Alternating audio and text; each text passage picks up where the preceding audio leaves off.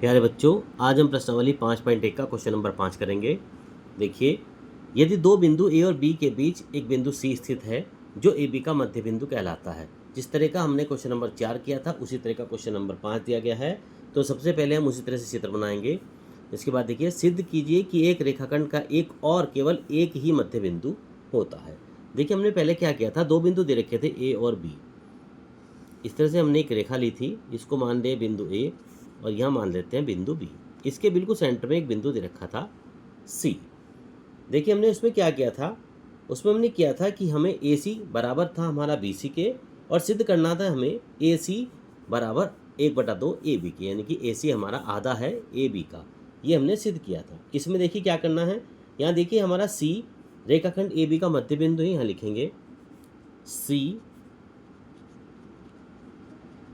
रेखाखंड A B का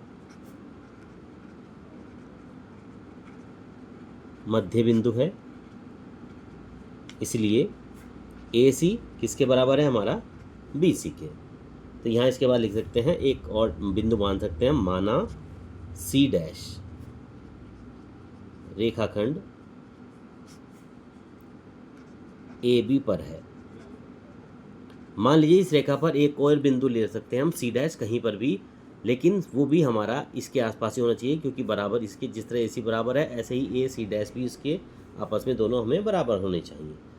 माना सी डैश रेखाखंड ए बी पर है जो ए बी का मध्य बिंदु है, जो ए बी का हमारा मध्य बिंदु है। इसीलिए जब ए सी बराबर बी सी के है तो इसी तरह से ए सी डैश भी हमारा बी सी डैश के बराबर होगा।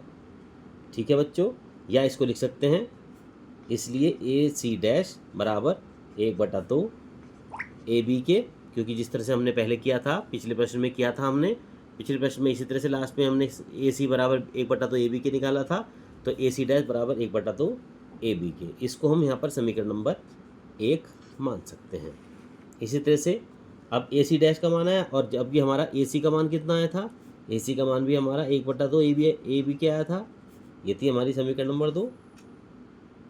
अब समीकरण नंबर 1 और 2 से निकालिए, कैसे करेंगे, समीकरण नंबर 1 तथा 2 से। ये देखिए दोनों आपस में एक दूसरे कट जाती हैं, तो हमारा क्या बचता है, केवल ए सी डैश और ए सी बचता है।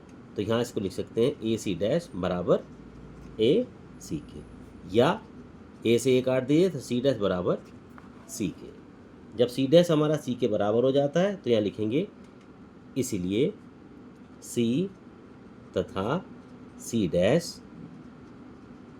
एक ही बिंदु है,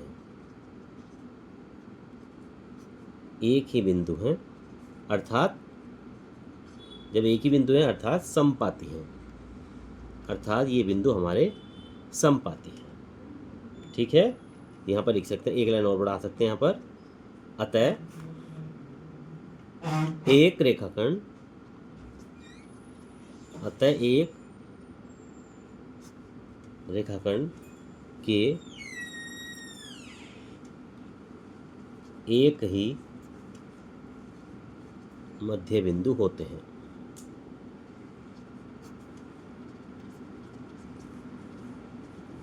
ठीक है, तो ये आज प्रश्न नंबर 5 कीजिए, प्रश्नावली 5.1 का।